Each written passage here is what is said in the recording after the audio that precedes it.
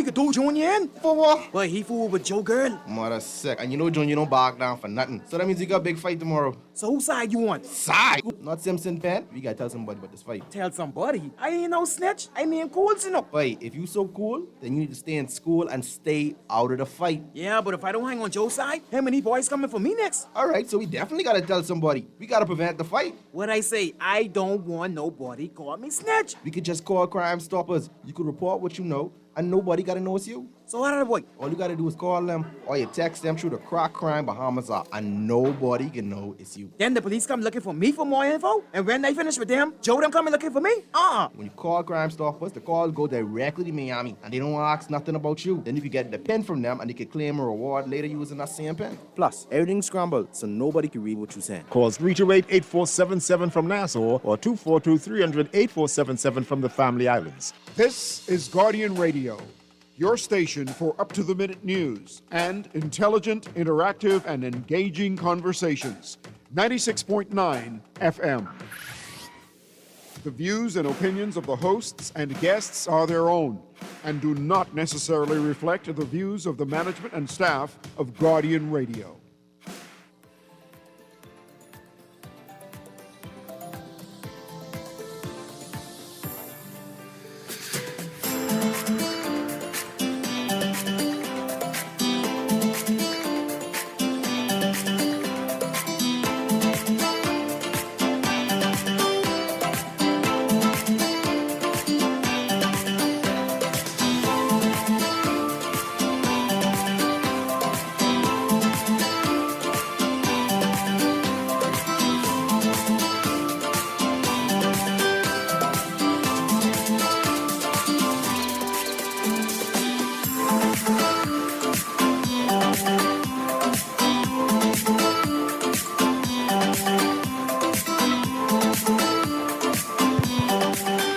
Good morning and welcome to Guardian Radio AM. Today is Thursday, November 13th. And it's a little after 11 o'clock in the morning.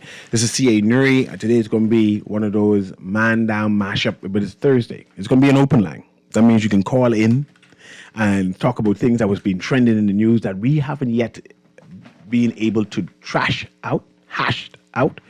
I have one or two things that I want to read into the record. I just said Erin Green has joined me today. I just sent her a document. Hopefully you're able to pull that up. It's an editorial that I want us to do an analysis on.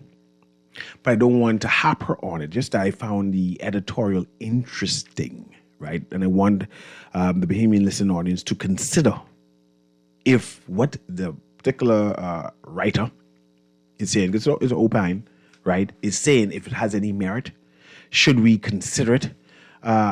So that's the triangle, the building of the conversation today, and of course we'll add other conversations. Go ahead, you say something? Okay, no. I was waiting for you to finish so I could then say something. So that then of course it's going to be an open line. We have one or two other things I want to discuss, but I'm willing to hash out. I have 2 days of this. I'm willing to hash out, explain, go into detail, do some inquiry, give my opinion to a number or range of things. But this is the article I want us to start off with. And I want you to listen and have some feedback on. Erin, you pick it up so we can start that process and then we start the show after that. I see headlines. You know, like the child say, you see dead people. I just see headlines everywhere. Talk about that. All right, so the letter to the editor is titled The Gilded Cage and the Illusion of Change, October 21st, 2025. Dear editor, we are at a pivotal moment in Bahamian political life. The arrival of 3 distinct high-profile individuals into the electoral arena has sparked a necessary national conversation about representation, influence, and the true meaning of public service. While the candidacies of a media heir, a gaming magnate, and a global celebrity suggest an influx of resources, a deep examination of questions whether this is genuine progress or a sophisticated pursuit of the final trophy, political respectability. The illusion of respectability is key to understanding this moment. It is the process where external signifiers, wealth, fame, family name, or state sanction are mistaken for inherent moral character or a genuine commitment to the public good. I just want to stick a pin here, Mr. Newry. They identify 3 people. Do I need to know who the people are right now to be able to understand what the writer is saying? The people are significant for the conversation. Right. So because the conversation will be dwelling on the impact of the 3 people Right. in the political landscape. Can I ask you one question quickly? ahead. The high profile, the global celebrity, that's Rick Fox, right? That's Rick Fox. The gaming magnate. It's a Bastian. So who's the media heir? The heir of the Tribune. Ah. Yeah. Oh, okay. But the writer goes in detail and explain his point. Yeah, and then no, I forgot. You forget, and I want to see if the writer makes sense. Right, because I needed to understand that. Yeah. Where you Thank going? Go ahead. Yeah. While the candidacies of a media heir, a gaming magnate, and a global celebrity suggest an influx of resources, a deeper examination of questions whether this is genuine progress or a sophisticated pursuit of the final trophy, political respectability. And this is the conversation and you mention political respectability all the time. Like why people pursue politics when they seem to have everything already. It's that respectability and it's global respectability in general. But we're getting there because I want you to critique it. We're getting there. The illusion of respectability is key to understanding this moment. It is the process where external signifiers, wealth, fame, family name, or state sanction are mistaken for inherent moral character or a genuine commitment to the public good. Just stick a pin. When they say state sanction, they mean like you may have been appointed as an ambassador.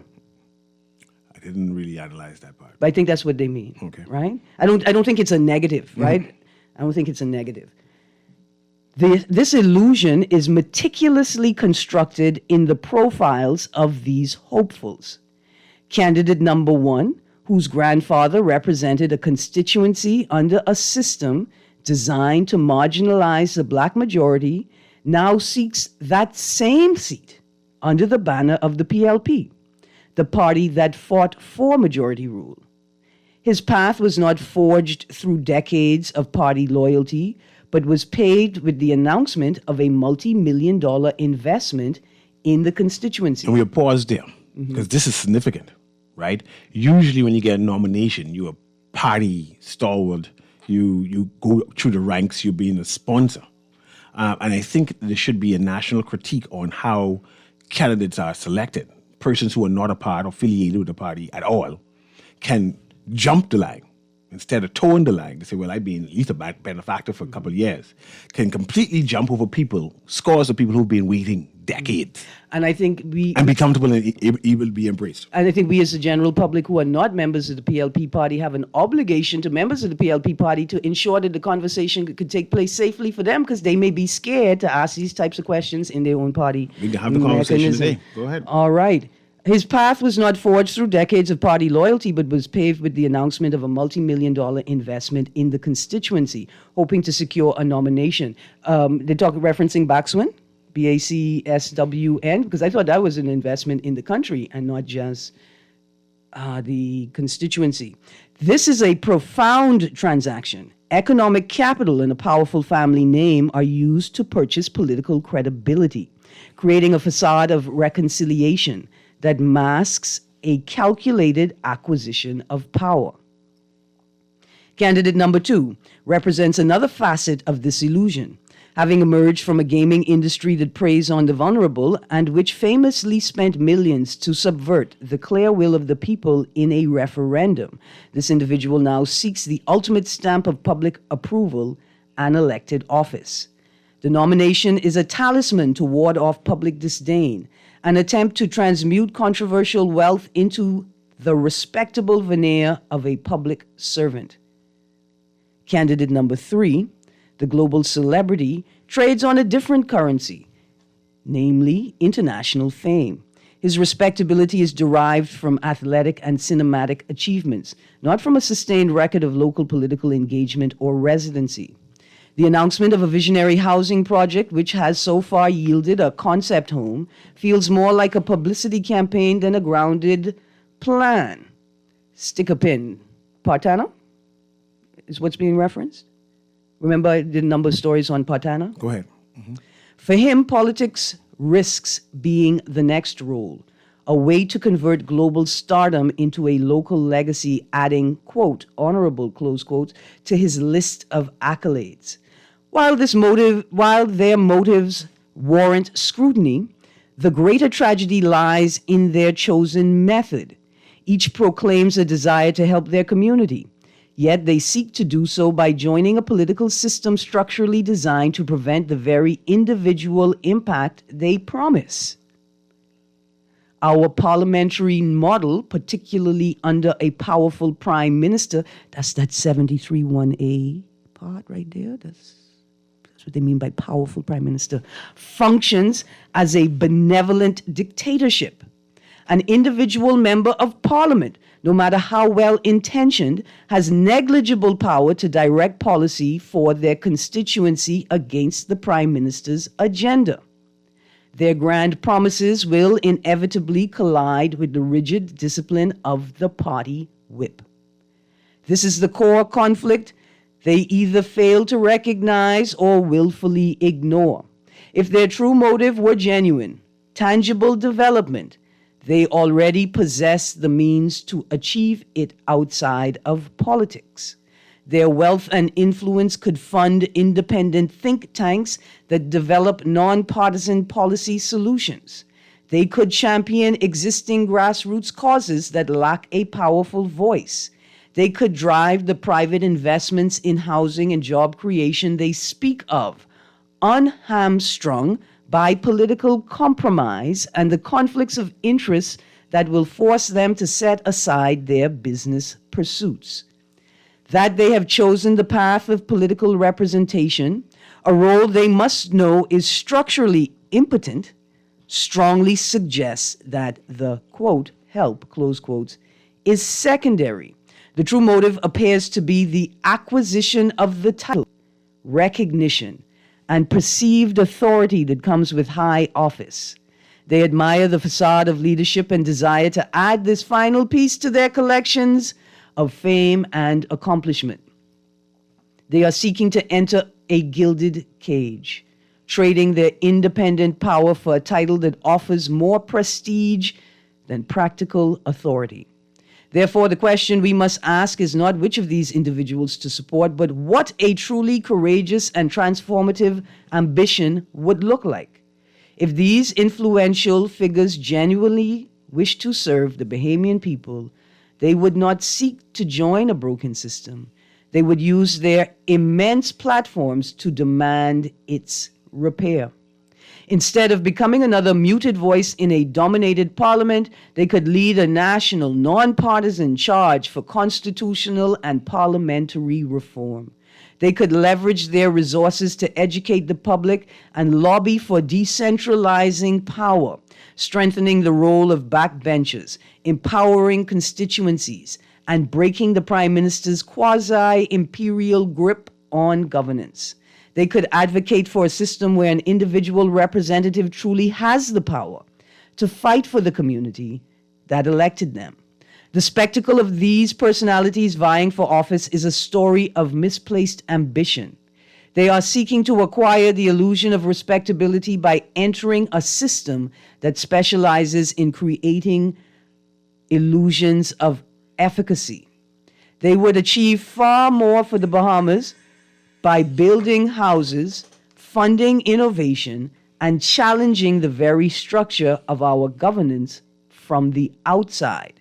To choose instead the powerlessness of a parliamentary seat reveals that the performance of leadership and the fame that accompanies it is ultimately more seductive than the hard, unglamorous work of creating real systemic change.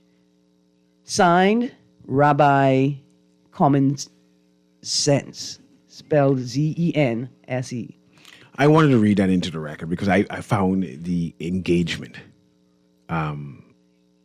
entertaining. I found it necessary, and I wanted the Bahamian people to consider it.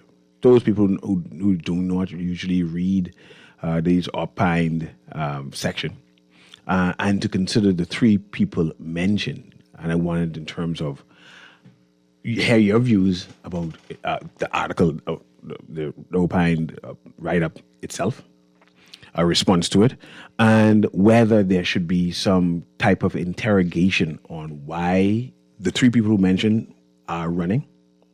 Do they have any duty of care to the Bahamian public in general? And should the Bahamian public even care? Right, and I think let's just make a correction, because Fox has not announced.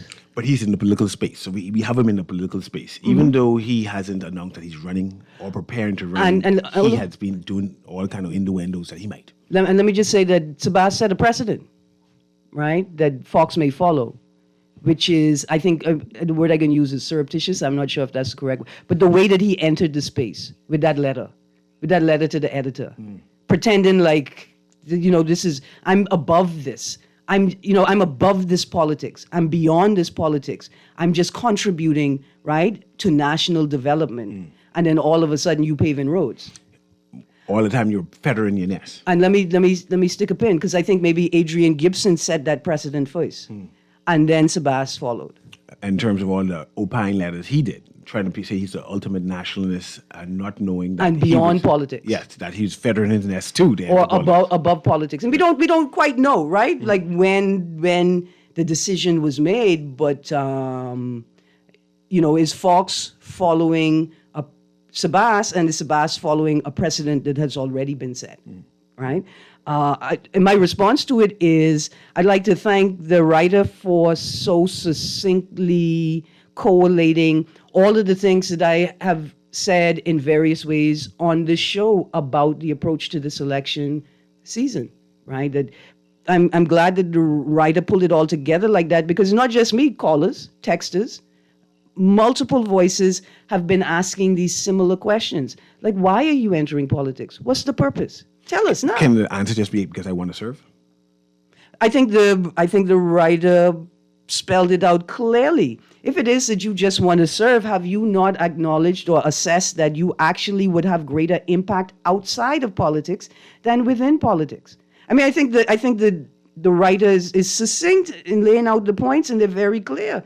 You have more power outside of politics to help than inside of politics. Rick Fox suggested that he has international experience that the Bahamas does not have, and that he can add that to the discourse in our local politics. Hold on, but what experience? I don't know. More experience than Sidney Poitier?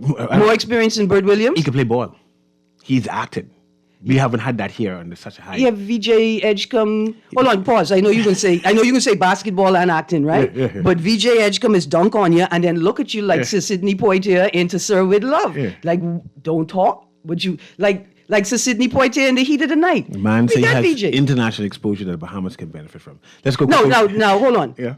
You may have international exposure that the Bahamas could benefit from, but don't suggest that you have international exposure that we have not received or benefited from other well-placed Bahamians as well. Yeah. Let's go to the caller here. Guardian Radio AM, you live caller. Try to make space for you. Go ahead. Yes, good thanks for life. You know, blessings. what we practicing here in this Bahamas, right? It's crony capitalism, right? That's what his they name again? practicing in Singapore too. Capitalism. Crony capitalism, yeah. So what I like to say is, right, nobody can go to the market without money, right? And the debate in politics in all the developed nations is which ones is about the taxation, the proper way to taxation, to find money to go to the market to buy housing and healthcare and everything that the people need. So why are we not having these discussions? We having these discussions like we need to grow the economy and everybody need to be able to run a business or get it. You know what I'm saying? So what is this? Listen, Hello? I'm not quite sure why we continue to have those conversations, right? But hold on. I just read this article. Stubbs points to challenges from permanent secretaries, and every time in this article he suggests that the government should be run more like a business. I just want Well, to but hold on. government. Let me say it again, then I can hang up. Right? See, the governments don't run like a business. The Yep. Chinese government of China don't run like they run like a business. They run like a business who own the economy. You understand me? And the service of the people, not the corporations. When the corporations do corrupt things, they lose their wealth. Well, You see, we got to stop this, man, and stop bringing these people who call themselves smart and these dumb, they pimps. That's all they are. Let's get the money right. I hear you, Keep Uncle. it simple. Let's get the money right. That's true taxation. I hear you. Thank you. Thanks. Thank you. Let's move on to the next caller. The caller is passionate there. He's been calling and complaining and agitating for a while, advocating. Go ahead, caller. Right, and what I think is what he acknowledges is that there's a lot of rhetoric passing around, but he never hears that language that suggests that the people are actually talking about the issues. Yes. Go ahead, caller. You're live. Hey, good afternoon. Good afternoon. Afternoon. Aaron and Mr. Newry. Mm-hmm.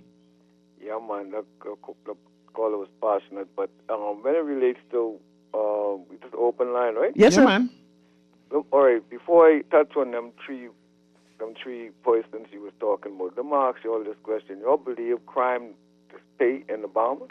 If crime is going to stay in the Bahamas? No, crime. You know they have a song say crime don't pay. But I'm asking the question: do you guys think crime pays in the Bahamas? Yes, it pays.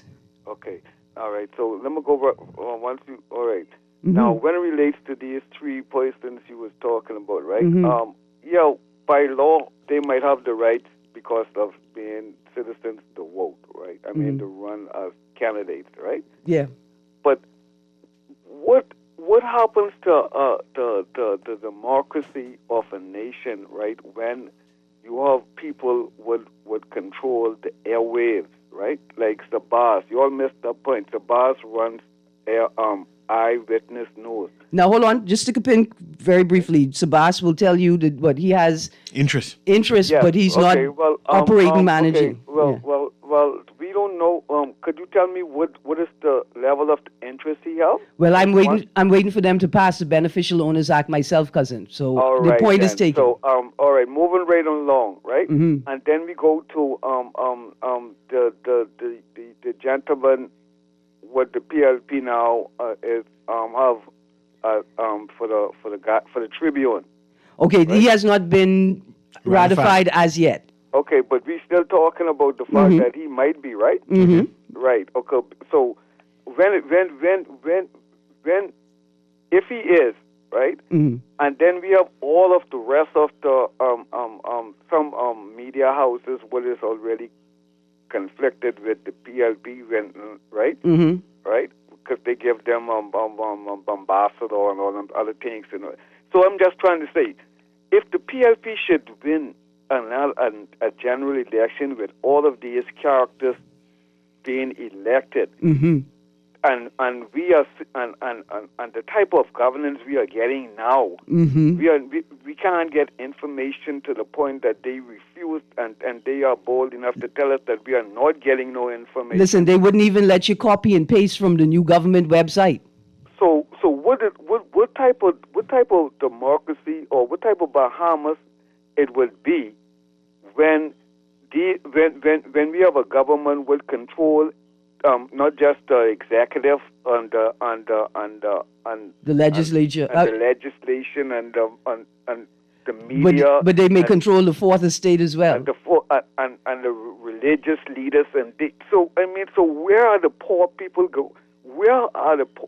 What avenue is being put in place for poor people to have some refuge to run? Because at the end of the day, when all of these people are under one umbrella, it makes no room for the poor people to have no place to run. And I can end on this, right? If a person was convicted for murder, right, that person should never be able to get another offering for a government country, but you all do your research, because I ain't calling no names, but crime do pay in the Bahamas. Have a nice day. Thank you, sir. I First of appreciate all, the caller and his hashing out his concerns, and it's something that we should be debating. It's something that mainstream media should be debating. Oh no, man! It's Political should be debating. Hold on, pause.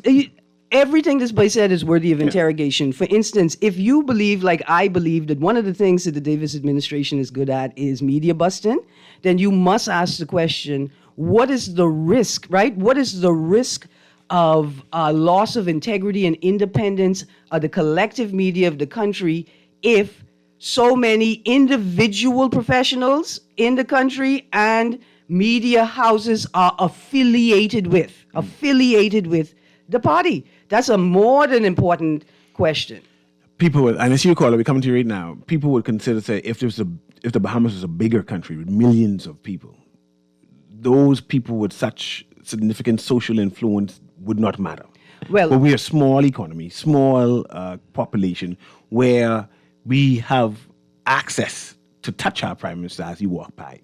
It's not just that, but it is that. In small island developing states, in small states, you must have mechanisms to manage conflicts of interest when conflicts of interest are unavoidable. Mm-hmm. I mean, and these guys just look us straight in our face and say, you don't see what you seeing. Mm. You not... In fact, but that's what them other boys say when they... So let me ask you this. They say, I ain't doing what I doing. Which entity in the Bahamas is supposed to challenge this or police this type of possible conflict of interest? Like, this is their job. They're as a watchdog to say, hey, by the way, I appreciate what you're doing, but there's a problem here. This right here is shady. Right here needs to be explained. I'm not sure if there is any national mechanism designated for that specific purpose, but I think the entities in this town that demand the lion's share of the space, the lion's share of the exposure, the lion's share of the benefit for proximity to the state, those entities should take on the task of ensuring integrity in politics, right? Like, there is no single entity designated for it, but that's everybody's job. Let's engage this caller here. Oh yeah, just before you go, though, I want to say to the previous caller, bro, I have to start a political party now because under one umbrella is my campaign slogan, and that's a nod to Ride the Wave with Humming Brave. Okay. Go ahead, caller. Guided Radio AM. You're live. Yes. Good morning to you, Mr. Newry, and good morning again, Ms. Green. Morning.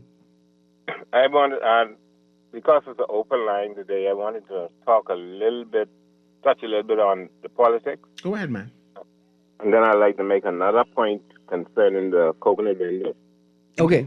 As it relates to Golden Isles by-election, what I don't understand is that the Prime Minister of this country was governing this country for the last 4 years, right? Mm-hmm. And the things that Mr. Pickstock supposedly be doing now in Golden Isles as it relates to this by-election, why weren't these things done more earlier? Mm-hmm. I mean, the government has what it needs, and now that it's a by-election, you could now decide to pave Carmichael Road and do some other stuff. Why weren't these things done before this by-election was called? What was the problem? I can tell you what the problem was. See, before the by-election, you could always blame it on Vaughn Miller. Before the by-election, you could always blame the failure on Vaughn Miller because it's his responsibility. But now that he's passed away and we don't speak ill of the dead, you can't get away with that. I mean, unless you pick stock, but then that's another story. Yeah. Okay.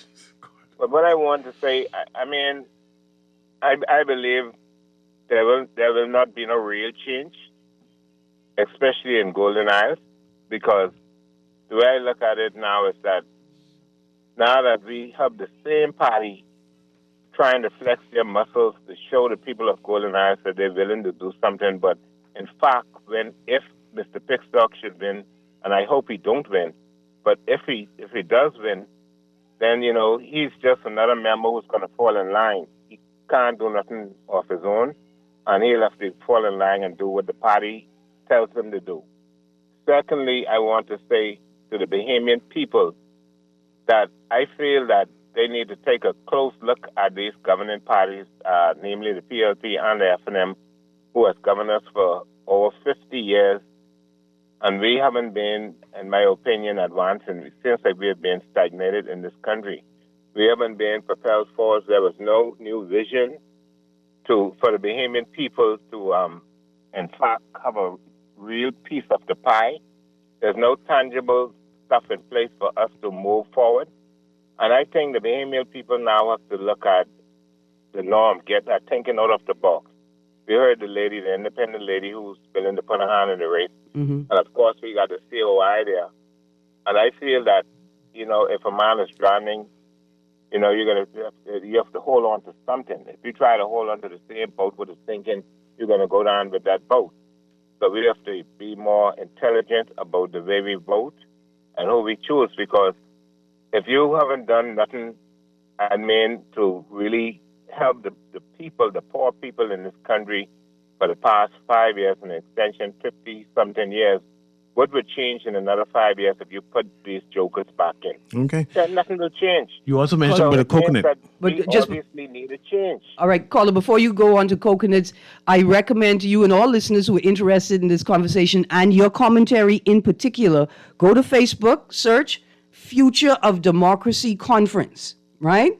And on that page, you're going to see recordings of panelists, presentations from this most recent one in October, all the way back to the first conference, addressing, listen, this recent conference addressed everything you mentioned just now in your contribution. Every single thing, including 73(1)(a) of the Bahamas Constitution. Let's go to the next caller there, Kermit. Guardian Radio AM, you're live. There's an open line. Good morning, Mr. Newry. Good morning, Ms. Green. Good morning. Yeah, Aaron, wouldn't that be, to answer your question quickly before I make this point, wouldn't that be IRCA who would be doing the policing? Not necessarily. No. Okay, then. Now, IRCA polices what's said in the public domain. Oh, but they don't know. No. Except. Yeah. Okay, then. Now, when you look at Aaron, just a point that I want to raise. Over the years, if it makes sense, if it doesn't make sense, please let me know. But when you look at how we construct our budget, Aaron, this is how I believe we could get real change. Everything comes from the top down to us. Many of the things, the line items that they have projected to do, they don't really have anything to do with us. But for example, now, if we really want change, I believe our budget should come from the ground up, as opposed to it coming from the top down. Meaning, for example, the area representative or the candidate, they should have a listing of exactly what needs to be done from a socio-economic perspective from each constituency. You outline these things, you itemize these things, you put them in the budget, or you take them to cabinet or wherever you want to take them, or to your party if you're in opposition. You highlight these things, and when you constructing your budget, certain things should have already been included, so it don't come as a surprise to us. As we didn't plan for this, or we didn't organize this, nobody talked about this, but they're bringing this bill, and they're doing it, and borrowing money to do things that we have no knowledge of. So what do you think about this perspective? We have a paradigm shift. Don't you think that the majority of us would benefit as opposed to just a selected few? I mean, I definitely think it's worthy of interrogation. But then, even with whatever system we have, the issue is primarily protecting the integrity or ensuring the integrity of the system. Then we need. Then we know we're going to need the Freedom of Information Act. We're going to need the anti-corruption bill. We're going to need so much other things. We're going to need different layers of government, like local government. And maybe they need to change their name to local government, because these people catch a lot of feelings. That's perhaps why they don't want to implement it from a national perspective. Because when you're talking government, these people get possessive. Well, so we could perhaps look at calling it local government. It could be the same thing, but a different name. So these politicians could, relax a bit and bring these legislative changes that we can. I mean, developed countries, Aaron, they don't just have a central government. Don't mind they these. have different tiers, different layers. I appreciate you, Clever. Thanks again. I'm going to say, listen, 73-1A, the member of the House of Assembly who is the leader of the party. That's where we need to start. Party politics. Can a person like a basketball person, Rick Fox, if he wants to enter Bahamian politics, can he come and run as an independent, or he has to go and join a political? I mean, of course, we know that he have choices, or he has to come in as a political. Hold on, what a fascinating and exciting question, right? If I were Rick Fox's campaign manager, I would tell Rick Fox, you need to enter as an independent. You need to show unabatedly your allegiance to the Bahamian people outside of party politics. You need to come in as an independent. As soon as you let a party use you to build their political credit, the people cannot, well, there'll always be a question in the minds of the people of whether they could trust you or not. So if I was campaign manager, I'd tell him, big man, come in as an independent with a very simple campaign. You identify 3 things in the constituency that you can do that could be sustainable and could be sustained by organizations in the community if you don't get a seat, if you never enter politics again. That would be my advice to him. Let's go to this next caller. Kermit, Patrick, call it through, please. Go ahead, call you live. Guardian Radio AM. Go ahead, call you live. Hey, morning. Hey, I think that Rick Fox, I think he should join a major party, right? Based on the fact that you have to spend millions of dollars, his own money, to run a campaign. Why do that and you could use the party money? What party money? Why? What do you think makes these people attractive to the party? Boy, remember the only Bastian, Bastian, right? He's basically the only one who pulled off basically a very long time independent win. Whitney, outside how we do it, but boy, he pulled it off, and he pulled it off smooth too. But okay, we got DePuch, we got Wells, and we got Bastian, but all 3 of them. Yeah, but how long ago that was though? No, man. Wells and DePuch were recent time, man. Whitney is more recent than them. Yeah, Whitney is more recent than them. Whitney, that's what, 20 years ago? Possibly. Yeah, about.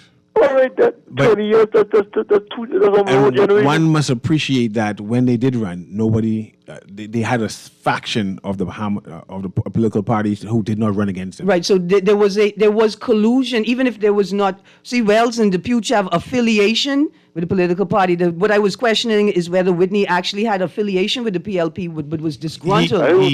He was going to be nominated to be the PLP standard bearer, and he got denied. Right, so none of those 3 are truly independent.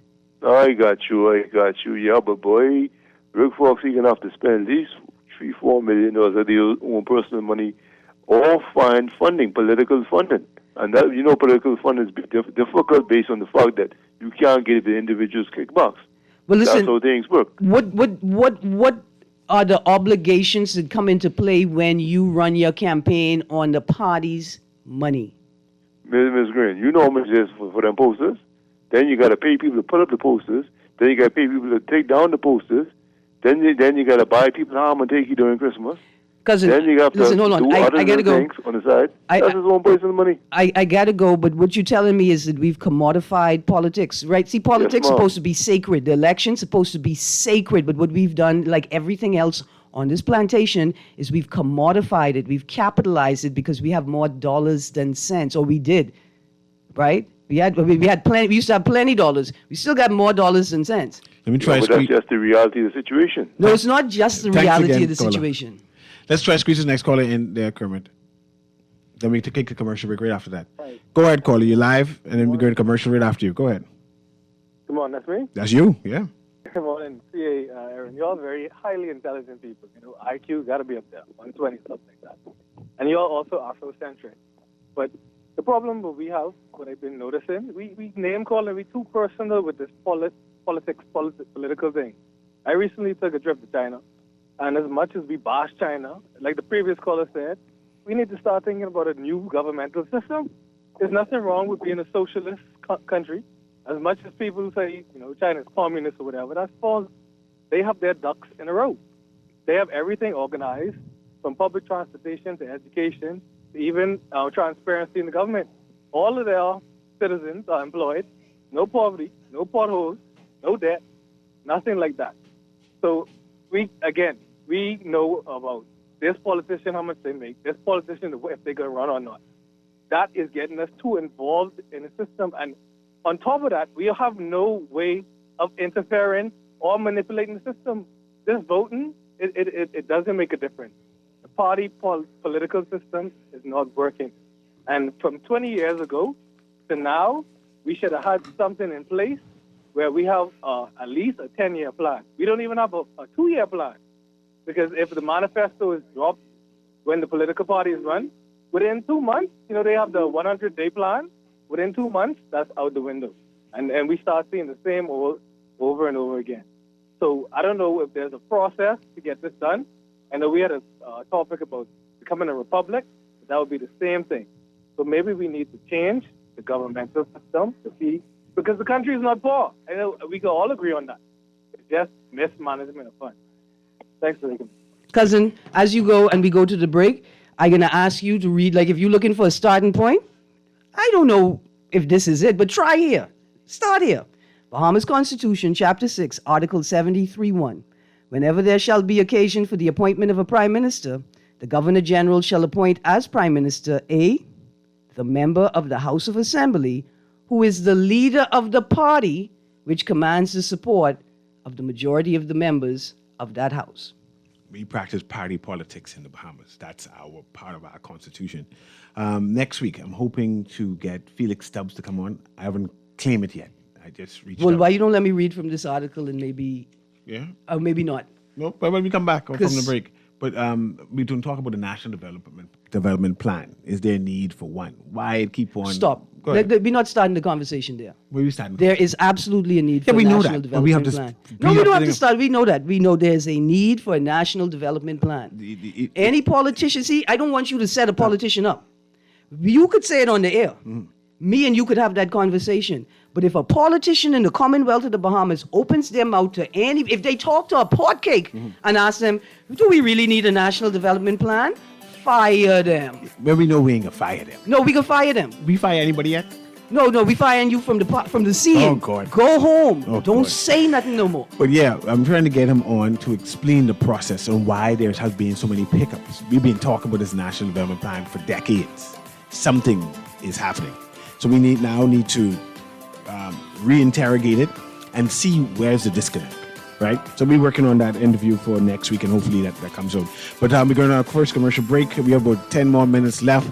I see we have a caller on the line also. Let's do this commercial break so we come back quickly. Guardian Radio AM with C. Newry. We'll be right back.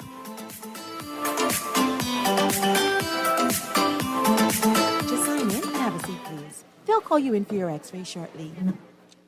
That's why they call it a waiting room. You won't have that problem at Fourth Terrace Diagnostic Center or Imaging at Grosvenor. We never schedule multiple appointments, so you'll be in and out in no time. And if your initial screening reveals a concern, our radiologist can conduct an alternative screening right then and there. Call 328-8157 to schedule an appointment at Fourth Terrace Diagnostic Center or Imaging at Grosvenor today.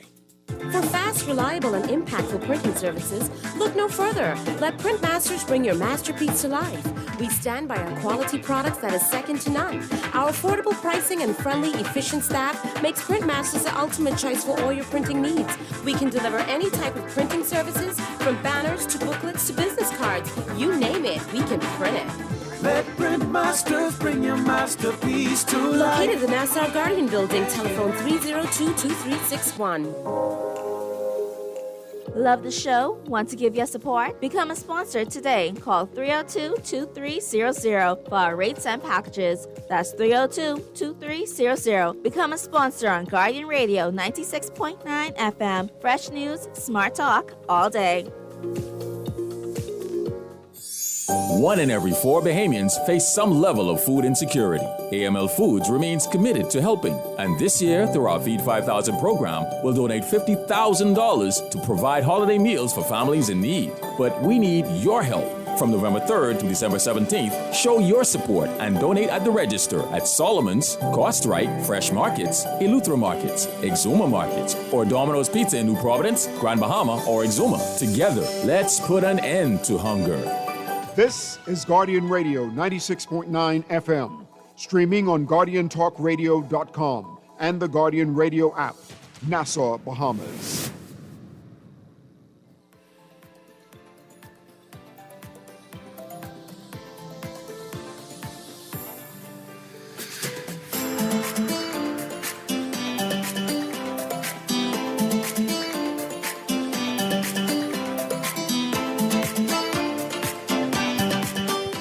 And welcome back to Guardian Radio AM. I thought we had a caller online, but the caller hang up. Okay, there it is. Let's quickly get the caller in before we go. Go ahead, Guardian Radio AM is open line today, but we wanted to discuss those 3 points that we read earlier, which we started. Go ahead, caller. Yes, how you doing to both of you, C. Alan Johnson? A couple of quick points and then one open line issue. What we need is database budgeting, meaning that you don't say what it is, and you put key matrix. Like if you say we need this much money for paving the roads, you list everything that you're going to do, timeline you're going to do it, what's going to be allocated to it, and other KPIs attached to it. Aaron, on your Fox thing, what Fox needs to do is just come in on one of the parties and go independent, save the service the money. Let them spend the money and then go to the middle of the floor if you want to do anything. But what would you call that in basketball, C. Allen? Huh? What trick that is in basketball when you do that? That's like the Euro step, right? You step one and you pause and then you step. And then you spin around and go backwards. But the point is this. Whatever he does, right, you need to stop telling us for what he going to do in the constituency that actually we already pay for. You know, all these things these people saying they're going to do in the constituency, we already spent hundreds of millions of dollars for them. What you want to do is take what you're going to do to build the people and the community. You can't do it individually. It has to be done collectively. Is that, and then hold on, just a quick point to what you're saying. I would be offended if a candidate who just nominated came to my constituency and told me they were doing things in my constituency. I would be offended. And you should be. And that's absolutely, you should be. In fact, the government of that time should bend their head in shame that the candidate would have to come and do it with the billions of dollars they have in the candidate, supposedly don't have any. So, or motivate them to do it. Hey, on Newry, when the person is coming with the talk about the National Development Plan, make sure you get me a copy of the National Development Plan, PLAN. But I first want you to look up the definition of what a plan is, as opposed to strategies and an idea book. Okay? But your previous show, a caller call about the government. Hey, guess what? It said that AI is not going to replace people, but people using AI will replace you and a few other people, one person. But here's what happened. If I was in charge of government, or even right now, they could call me for $100 a day, and I'll have AI answer every question for government, because I'll just get one phone number, connect to my computer, and when you ask the question, if AI doesn't know, it'll get it. The next person who asks, it'll have the answer. And just keep going on. Just answer all of the questions that these MPs can't answer just by putting the data there. But that's what it is. Now, on this open line, I want to talk about this issue of housing that we keep talking about, financing of housing, and the need for people to understand what it is. Okay? I'm sure the FNM is going to release the plan.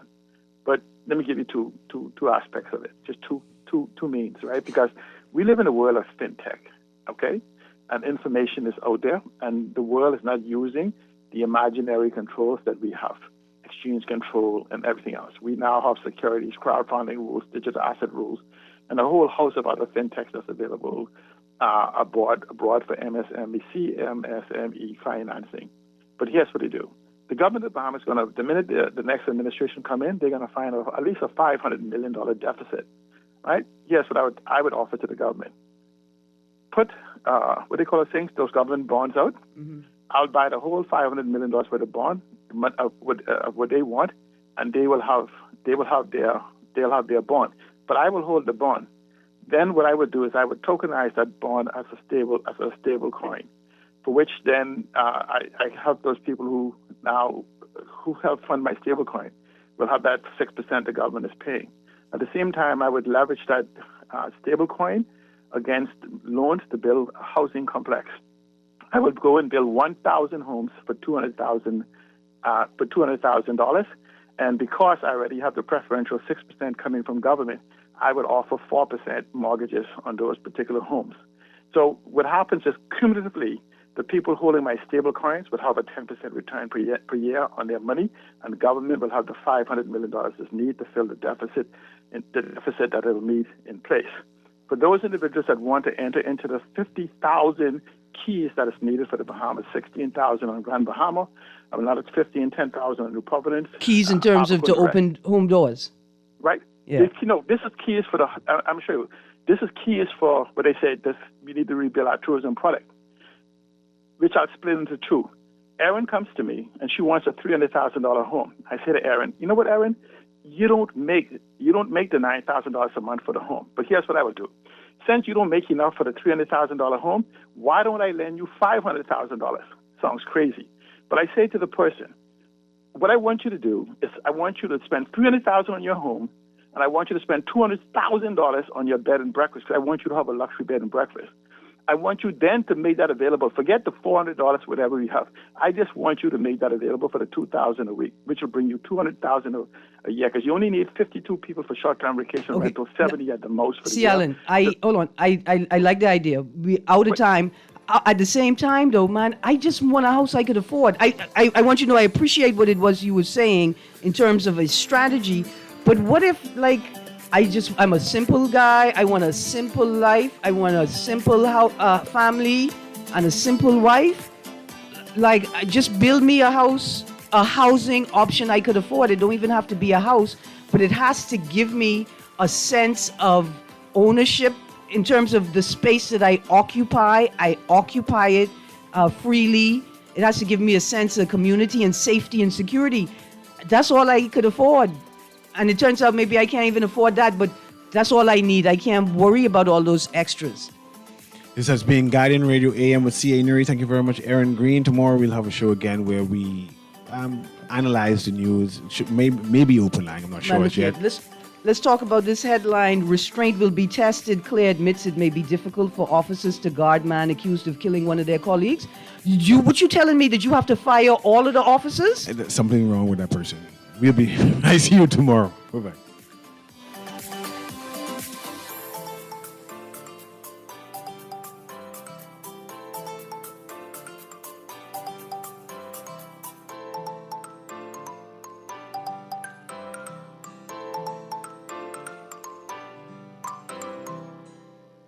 This is Guardian Radio 96.9 FM, streaming on GuardianTalkRadio.com and the Guardian Radio app, Nassau, Bahamas.